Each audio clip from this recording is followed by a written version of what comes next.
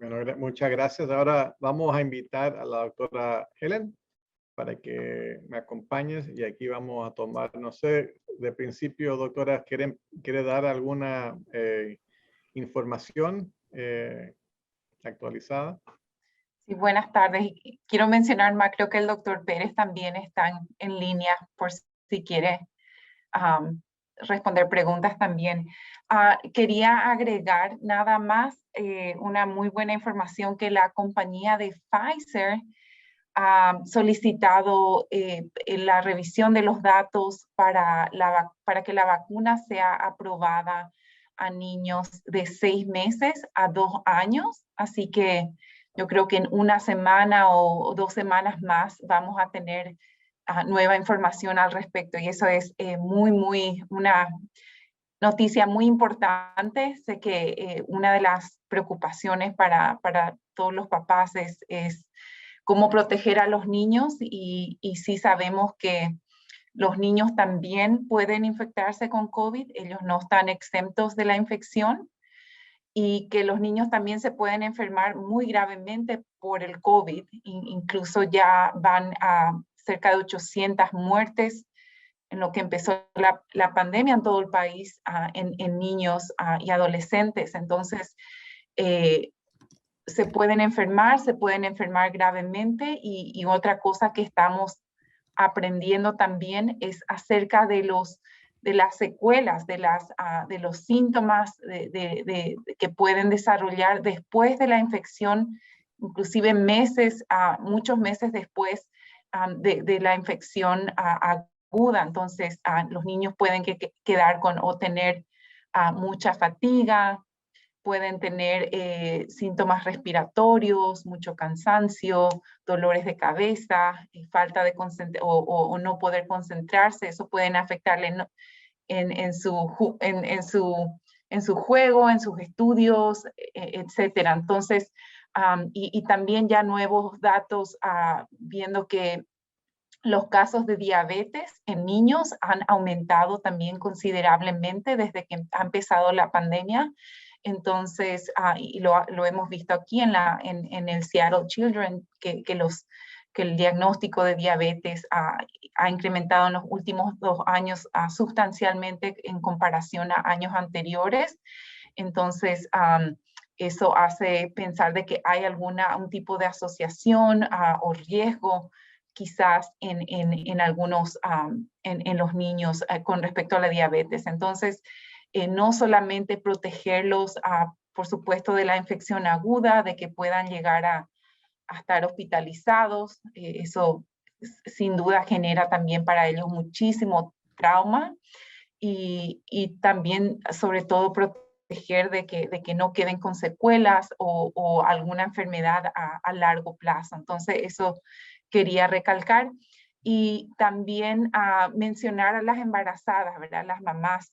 Es importante también que se está viendo muchos nuevos datos, no solamente aquí de los Estados Unidos, pero también de otros países, donde se ve que el porcentaje de las vacunaciones en las mamás, en las embarazadas, tiende a ser menor y entonces eso lleva a riesgos tanto para la mamá como para el bebé. Vemos que hay muchos riesgos para el bebé, nace más prematuro, hay complicaciones con el embarazo y también la mamá sin duda que puede también ser una enfermedad fatal durante el embarazo. Entonces, a las mamás que no están embarazadas, acercarse, vacunarse. Si tienen dudas todavía, tienen que consultar con su obstetra y ojalá que se les pueda clarificar cualquier duda. Entonces, sin duda, no estamos viendo ningunos datos de alarma, como se dice, o safety issues en cuanto a las vacunas en las embarazadas. Entonces, pero sin duda vemos el beneficio y la protección que le está brindando a las mamás. Entonces, lo de la embarazada y la vacunación, muy importante, eso también quería recalcar. Un punto más que quiero mencionar siempre es Todas las vacunas son importantes, todas las vacunas sin duda salvan vidas y estamos viendo algunos casos de influenza en la comunidad y la semana pasada reportamos algunas muertes. No sé si hubieron nuevos casos en lo que va en la semana, pero la influenza es otra enfermedad respiratoria que se puede prevenir. Tenemos una vacuna disponible, no es tarde para vacunarse, todavía pueden ir a vacunarse. Y acuérdense que estos virus respiratorios, tanto la influenza como el COVID, los síntomas son muy similares y muchas veces no sabemos bien si es influenza o COVID a menos que nos hagamos el testeo. Y como mencionamos la semana pasada, hubieron unas, o quizás muchas de las personas han tenido un poco de problemas de hacerse el testeo por la falta de recursos, pero yo creo que ahora recibiendo el testeo para hacerse en la casa es muy importante. Yo recibí el mío ayer, creo que tardó como unas 2 semanas, sé que otras personas recibieron un poquito más rápidamente, pero es una buena herramienta. El testeo es importante. Clarificar que uno no se enferma nomás por salir al frío o tiene síntomas de una gripa por estar descalzo sin sus zapatos o porque se bañó con agua poco fría. Otra vez, generalmente cuando uno tiene síntomas respiratorios es porque hay una enfermedad, ya sea viral, que en la mayoría de los casos. Entonces, y en esta pandemia, por supuesto, es siempre pensar de que puede llegar a ser COVID y tomar los recaudos necesarios, como decía el doctor Valenzuela, de hacer la cuarentena, de intentar hacerse el testeo para confirmar y protegerse a uno mismo y protegerse también a los otros integrantes de la familia y a los trabajadores también. Gracias, doctora Helen. Siempre nos comparte muy buena información. También si había señalado que el doctor Pérez está aquí. No sé, doctor Pérez. Quizá veo, doctor Valenzuela, que José está levantando la mano. No sé si José tenga alguna pregunta o comentario. Adelante, por favor. Muy buenas tardes a todos. Tenía una pregunta muy rápida para el doctor Valenzuela o la doctora Helen también. Quería chequear una vez más cuando mencionó sobre la vacuna para los niños pequeñitos. Igual como en los adultos, ¿se requiere las 2 dosis? Muy buena su pregunta, José. La autorización o el permiso que está pidiendo la compañía Pfizer es para 2 dosis en estos momentos. Ellos continúan evaluando una tercera dosis con los ensayos clínicos. Por ahora sería, si se llegara a aprobar, sería 2 dosis. Y las dosis, la dosis en sí, la cantidad es menor comparada a la del adulto. Entonces, en las investigaciones o cuando estamos estudiando vacunas, siempre tenemos que las dosis generalmente difieren de acuerdo a la edad de la persona. En niños más chiquitos usamos una dosis generalmente más pequeña que la del adulto, entonces la dosis es un poco diferente.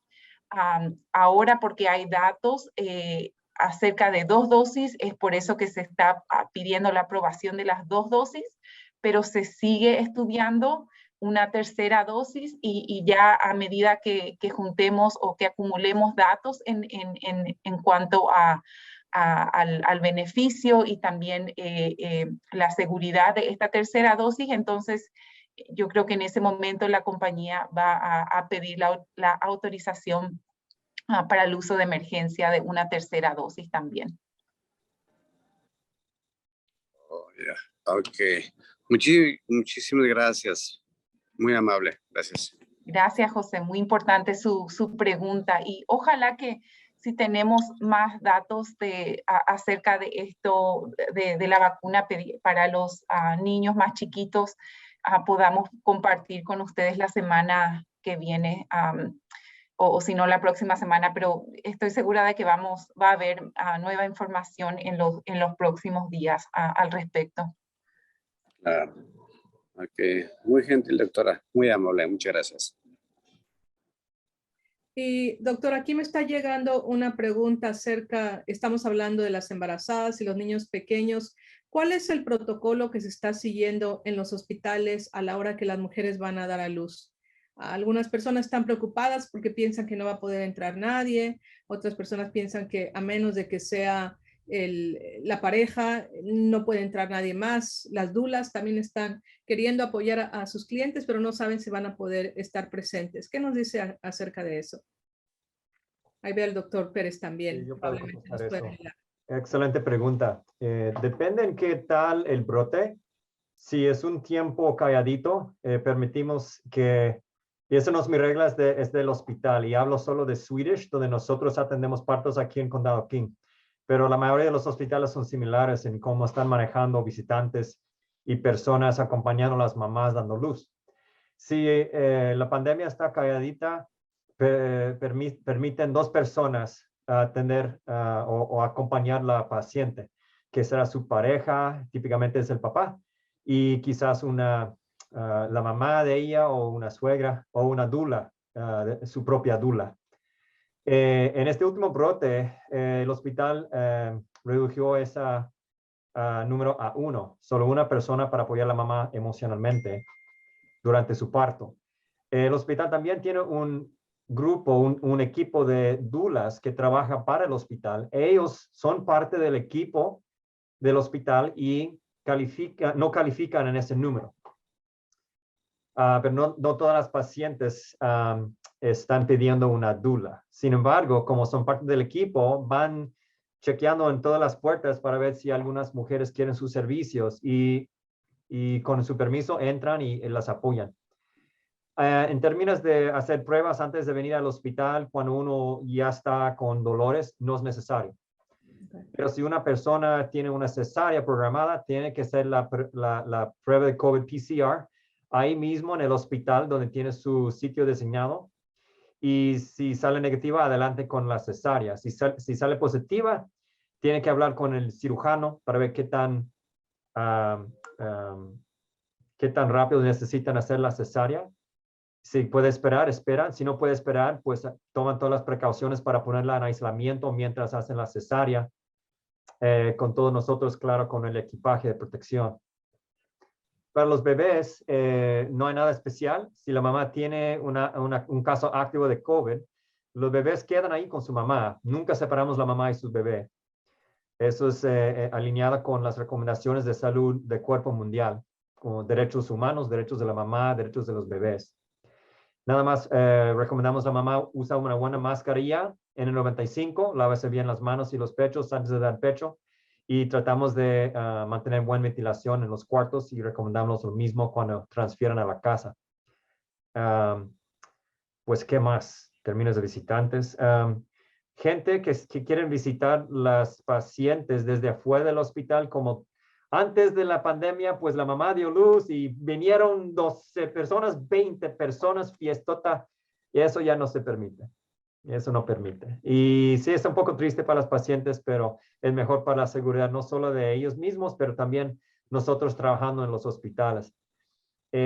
Solo apenas yo veo mejorancia en el número de personas trabajando.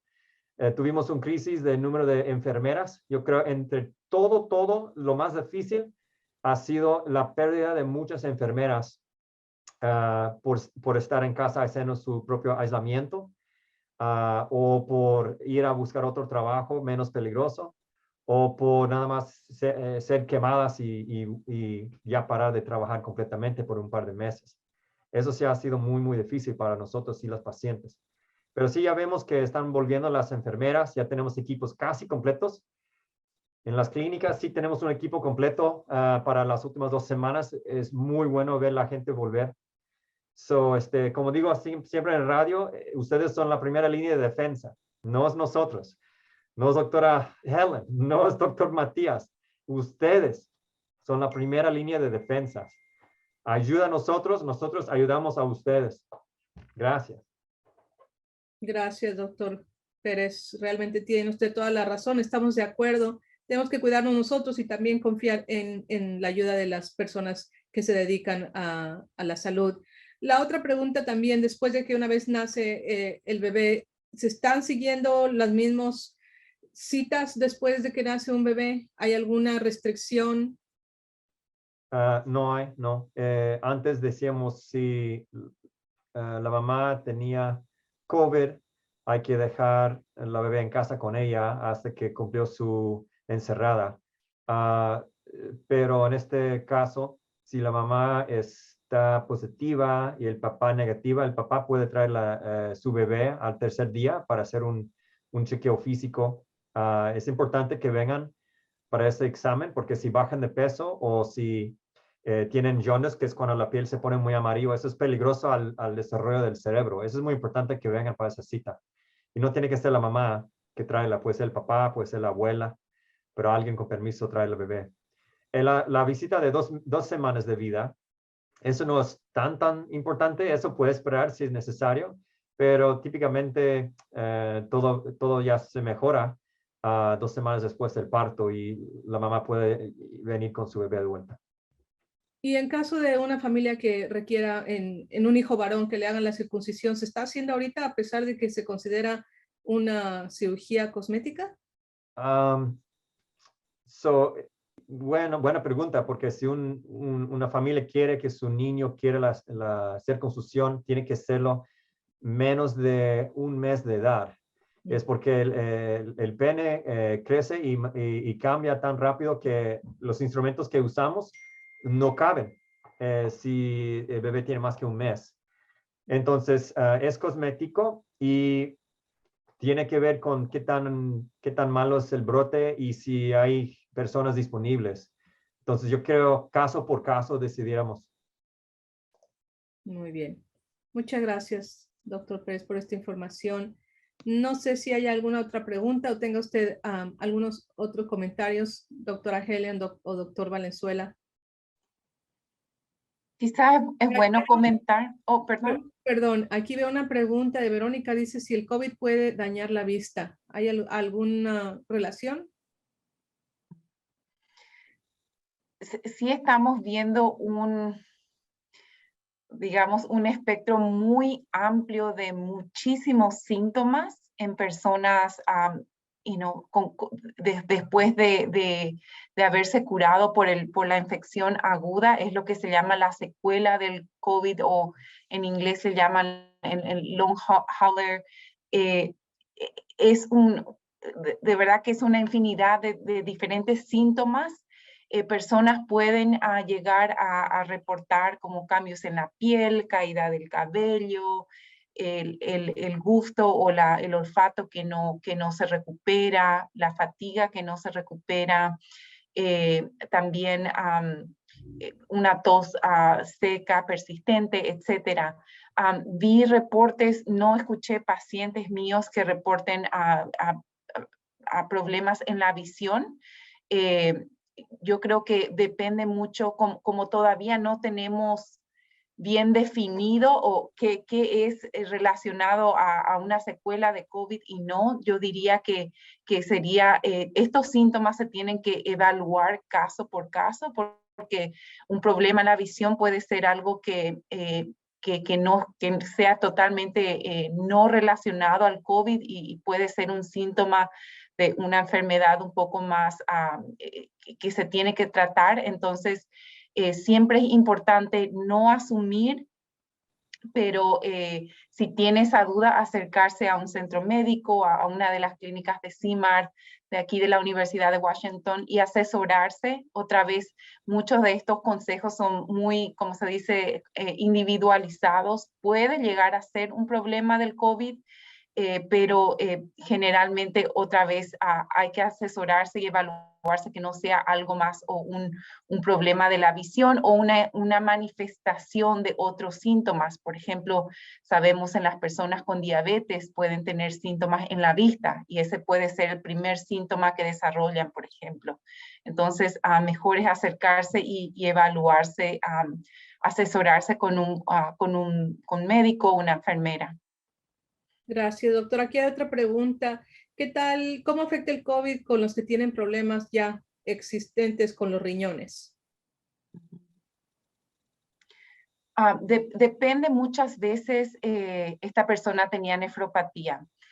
Depende muchas veces, esto es a gran escala lo que llamamos una comorbilidad o una afección o una enfermedad de base, ¿verdad? Que son todos, tanto del riñón como personas que tengan problemas con el corazón, la presión, la diabetes. Entonces, todos estas condiciones pueden poner a una persona a un mayor riesgo de sufrir una enfermedad por COVID un poco más severa. Acuérdense que quizás ese daño por la infección del COVID no sea directamente un ataque al riñón por sí mismo, pero una persona puede estar muy enfermo, donde la presión, por ejemplo, puede ser muy baja y al tener esta presión muy baja puede llegar a afectar a los riñones en forma indirecta. Entonces, quizás no sea una afección completamente directa a los riñones, pero sí vemos en casos más graves donde podemos ver sobre todo como llamamos fallos o afecciones multisistémicas, afecta al cerebro, la presión, la piel, etcétera. Entonces, los riñones, por supuesto, son órganos que pueden sufrir también por la infección del COVID. Esas personas son las que queremos que sí se vacunen, que se pongan la dosis de refuerzo, que otra vez hace mucha diferencia cuando vemos ese COVID más severo. Entonces, esas personas deben ser las más protegidas y otra vez las vacunas y ese booster es muy importante en esos casos. Muchas gracias, doctora. Y bueno, aquí hay otra pregunta privada y probablemente el doctor Valenzuela nos pueda ayudar en esto. Habíamos ya hablado de personas en la comunidad que estaban desilusionadas de que en algunos lugares como restaurantes no estaban pidiendo que los trabajadores o los que iban a comer ahí se pusieran las máscaras. ¿Qué tal en las escuelas? Hemos estado escuchando que incluso un par de ocasiones algún maestro diciendo yo no sé por qué nos ponemos estas máscaras, nos sirven cualquier cosa que realmente no va con los protocolos que ha puesto Salud Pública. ¿Qué se puede hacer? ¿Con quién se reporta? Bueno, eso, si es con un restaurante, establecimiento, eso se puede reportar directamente a Salud Pública. Y también si es un distrito escolar, eso tiene que ser con distrito escolar. Entonces, nosotros con un establecimiento ahora, si no están siguiendo los protocolos, tanto de pidiendo por vacunación o el reglamento de las mascarillas, le damos seguimiento. Ahora para la vacunación y verificación de vacunación tenemos equipos de inspectores, también algunos trabajadores, navegadores comunitarios que van a establecimientos. Y lo mismo pasa con las escuelas. Eso sí, lo que está pasando, yo creo que haya esta baja en casos, yo creo que es muy significativo. Significa que hay muchas cosas que ya hemos hecho bien. Los índices de vacunación son muy altos y también estamos viendo posiblemente, de nuevo, si nos salen nuevas variantes que quizás ya vamos a empezar a ver a nivel, como ya se están viendo en otros estados, que vamos a empezar a cambiar las políticas y va a ser más común también haber espacios posiblemente que ahora hay ciertos eventos, incluso al aire libre, ahora todavía hay la necesidad de usar una mascarilla, cosas así que ya se van a empezar a inspeccionar más de cerca. También los números aquí de nuevo son muy positivos en cuanto a lo que hemos hecho de vacunación. Entonces, la gente que ya se ha vacunado, que está protegida, la verdad que ellos están en buena situación. Todavía queremos urgir que otra gente se esté vacunando, pero estos van a seguir cambiando. Yo creo que ya incluso en otros estados se ha visto que incluso ya han anunciado que para la primavera, por ejemplo, algunos no van a demandar que los niños usen mascarillas. Entonces, lo que siempre ha sido un constante en esta pandemia ha sido el cambio y tener que adaptarnos. Yo creo que estamos pasando por una etapa importante, que todavía estamos en pandemia. Hay que seguir tomando las medidas que había hablado en cuanto a distanciamiento, mascarilla, evitar grupos grandes y concentraciones, especialmente gente mayor y que tiene problemas de salud. Se tienen que tener cuidado especial, pero vamos a empezar a ver también cambios en esto y también, entonces, salud pública en sí, con el tiempo, yo creo que va a tener un papel menos fuerte en tratar de asegurarse que los diferentes establecimientos y lugares estén siguiendo sus reglamentos, porque eso sí van a ser menos con el tiempo, en las siguientes semanas y meses. Qué bueno, pues tenemos esa esperanza. Doctora Helen, ¿tenía usted un comentario? O decía, el doctor Pérez me había mencionado hace unos días acerca del testeo, y creo que mencionamos también en la semana pasada del testeo de COVID, que se hace la prueba tanto en la boca como en la nariz, y recalcar de que depende de qué tipo de test se está utilizando y también de la aprobación de la FDA, de la Agencia Reguladora de Alimentos y Medicamentos. Entonces, porque todos estos tipos de test que estamos haciendo pasan por una evaluación muy rigurosa. Cualquier test que se quiera poner a disposición de pacientes o del público tienen que pasar por otra vez una evaluación muy rigurosa. Se tiene que hacer muchos testeos, se tiene que comprobar de que está dando el resultado en forma segura, ¿verdad? Entonces, que no nos esté dando un resultado falso en lo más posible. Una cosa en sí, en medicina y en todos estos testeos, no hay un test que sea 100%, ¿cómo se dice? Confidente, ¿verdad? Accurate, como le decimos en inglés. Entonces, sí hay un pequeño margen de error, pero otra vez hay centros que quizás ya estén adoptando el testeo por la boca, por ejemplo, para el COVID, en vez de la nariz. Otra vez, esos tienen que ser, siempre estar aprobados por la FDA y el laboratorio que está haciendo esos testeos. Aquí en la universidad, viendo en el catálogo el hisopado, el testeo cualitativo, que nos dice si tenemos o no tenemos COVID, se puede tomar de la nariz o de la boca, está validado para los dos. Hay muchas opciones o muchos test diferentes, y hay algunos de ellos que solamente se pueden tomar la muestra de la nariz. También vi un estudio, ¿no? que está haciendo, se llama un estudio temprano que se está evaluando para publicación, mencionando que la soda, la Coca-Cola, todo lo que sea soda o jugos con endulzantes artificiales pueden llegar a dar un testeo falso positivo si se hace el testeo en la boca. Entonces, también hay que tener eso en cuenta.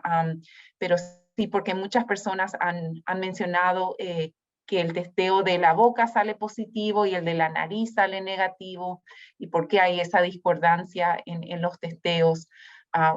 Una cosa puede ser que el testeo quizás esté arrojando un resultado falso.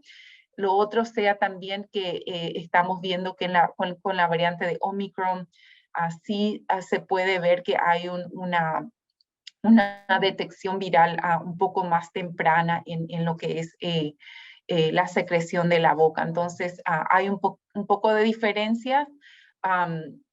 yo creo que todos los centros públicos y de los hospitales, de las clínicas, están siguiendo al pie de la letra las recomendaciones de los laboratorios.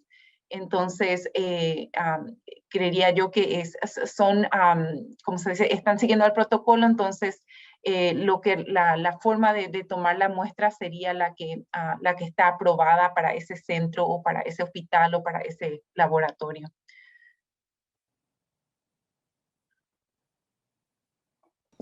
Gracias, doctora. Y otra cosa, ahorita que estamos hablando, que no hay una prueba que sea 100% confiable o certera. Parece que hay familias que reportan que se contagia uno de los hijos y se contagian los padres, pero el otro hijo no se ha contagiado. ¿Qué pueden hacer ellos? ¿Asumir que está contagiado aunque la prueba salga negativa? ¿O tienen que hacer cuarentena y no estar en contacto con un pequeño que obviamente va a necesitar el cuidado de madre y padre?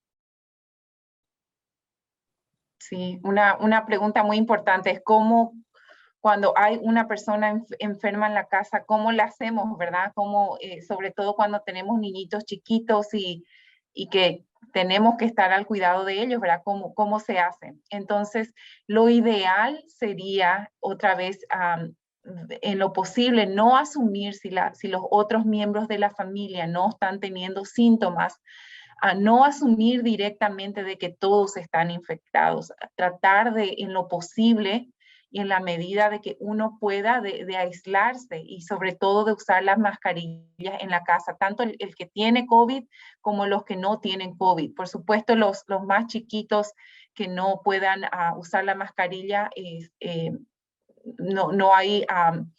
sería otra manera, otra herramienta que no podemos usar, pero en lo posible tratar de aislarse. Yo sé que es difícil teniendo un solo baño o un solo cuarto y teniendo mucha familia en la casa, entonces, pero tan siquiera la mascarilla en lo posible y tratar de desinfectar a los espacios comunes en la medida que sea posible.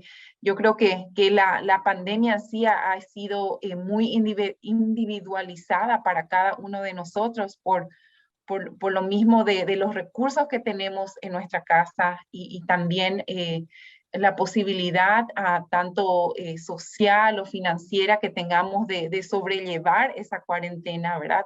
Pero en lo posible tratar de hacer, no asumir que todos tengan, entonces sigan las medidas de protección y aislamiento si pueden, porque otra vez la infección o la transmisibilidad no es al 100% y eso vemos en muchas familias, ¿verdad? No todos se enferman y sí con Omicron vimos un mayor riesgo de infección o de transmisión en las casas, pero no significa eso de que todos estén enfermos o que se van a enfermar. Y otra vez pueden recurrir si no tienen los recursos y quieren aislarse o por ahí están inmunodeprimidos o alguien con cáncer que realmente necesita estar en cuarentena, entonces recurrir a algunos de los recursos del Departamento de Salud Pública también para ver cómo eso se puede llevar a cabo. Entonces no es fácil y depende mucho de lo que tengamos disponibles, pero otra vez cada caso es muy individualizado y se le puede dar también un consejo más específico una vez que llamen al Departamento de Salud. Gracias. Y me parece que Giselle tiene una pregunta. Adelante, Giselle, por favor. Gracias, Manolita. Esta pregunta es para la doctora Helen y el doctor Pérez. Yo sé que se mencionó un poquito sobre las secuelas que pueden ocurrir y que hay una variedad de síntomas que la gente está teniendo, pero últimamente vi algo que se me hizo un poco raro, que se enfermaron las personas, se mejoraron y como a los 10, 14 días les regresaron algunos síntomas y unos nuevos. Ya no son positivos, pero se me hizo muy curioso eso y le pregunté a otro doctor y me dijo que sí se está viendo ese tipo de de experiencias y no sabía si esto es algo raro o ustedes también lo están viendo. Puedo agregar eso, el doctor Pérez, también muy brevemente. Sí se ve y veíamos ya también con las otras variantes al principio, inclusive al principio de la pandemia, donde vemos la infección aguda en esos primeros 7 días y después como una segunda ola de síntomas, quizás no directamente por el virus, pero a consecuencia de la reacción de nuestro sistema inmune, de nuestro sistema de defensa. Entonces, acuérdense que nuestro cuerpo está al máximo tratando de pelear la infección y muchas veces esa reacción está muy sobrecargada y puede llevar a que den otros síntomas que no sean directamente del COVID, pero indirectamente por esa reacción inmune que está dando nuestro cuerpo. Doctor Pérez, no sé si quiere agregar. Yo creo que en este brote con Omicron tengo más pacientes que vuelven a clínica después de recuperarse con presión en el pecho. Es lo que escucho más. Presión en el pecho. Y hacemos electrocardiogramas, radiografías, pruebas de inflamación, pruebas para descartar coagulación o embolios al pulmón y no hemos visto su nivel de oxígeno normal. Entonces, los receto ejercicio, poco a poco, aumentando su ejercicio para fortalecer los pulmones. Pero esto es en secuela que hemos visto antes en la pandemia. Embolio al pulmón es mi peor pesadilla, porque eso puede matar muy rápido. Ataques de corazón o que son isquemia cardíaca, tapando las arterias coronaries que sirven al corazón. Hay varias secuelas que son posibles. Cada uno requiere una consulta con médico, yo creo.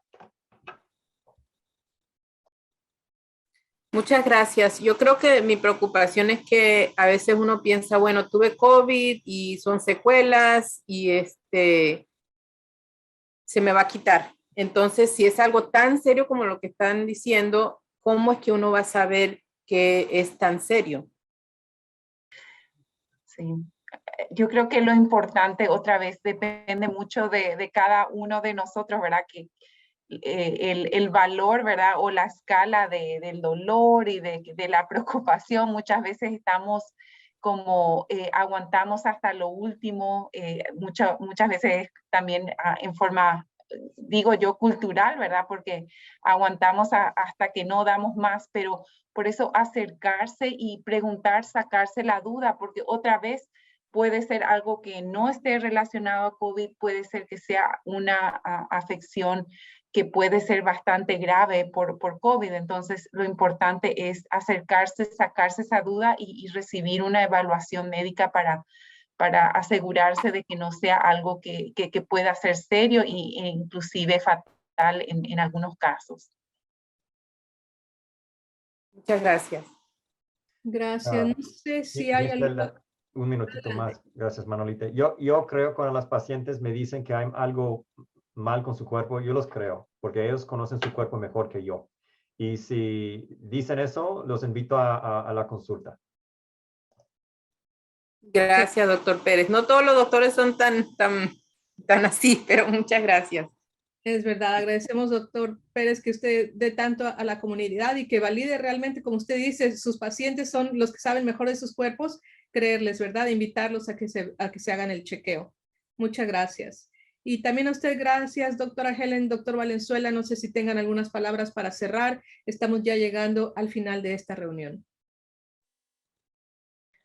De mi parte, nada más agradecerle otra vez a los que organizaron esta reunión y a todos los que están participando. Así que muy buenas preguntas. Sigan con sus preguntas. Invítenle a sus familiares, a sus amigos a participar, o si no, traigan sus preguntas y ojalá podamos ayudar a aclarar esas dudas y sigan adelante en comunidad, ¿verdad? Y sobre todo, estando fuertes para seguir combatiendo esta pandemia que vamos ojalá prontito ya terminar con todo esto y volver a lo que era antes, pero muchísimas gracias por seguir adelante. Gracias, doctora Helen. Pues más que nada, gracias a ustedes por estar aquí, doctora Helen, doctor Pérez, doctor Valenzuela, como siempre trayendo esta información tan importante. Y a todos ustedes también por habernos acompañado el día de hoy. Manténganse informados, esa es nuestra mejor arma contra esta pandemia, tener la información necesaria, llevarla a nuestras comunidades. Tenemos un sitio web de kingcounty.gov/COVID.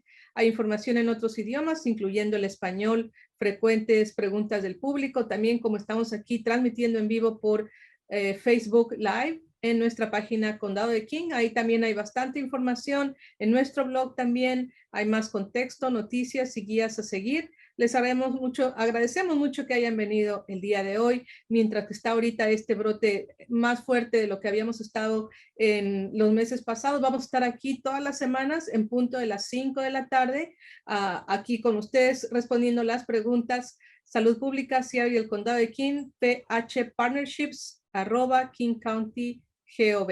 Muchas gracias. Nos vemos la próxima semana. Muchas gracias. Hasta luego.